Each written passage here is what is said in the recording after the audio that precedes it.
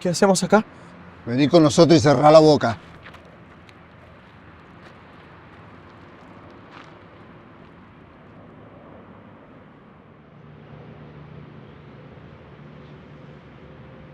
Repetime tu nombre.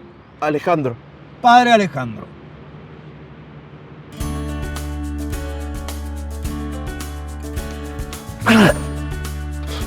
Necesitamos que nos confieses en forma privada. Estamos muy expuestos a estar pecando constantemente. ¡Jorge! ¡Sari! ¿Cuál es su trabajo? ¡Casi hace lo que yo digo! Ay, la puta madre. Perfecto. ¿Dónde mierda me metí?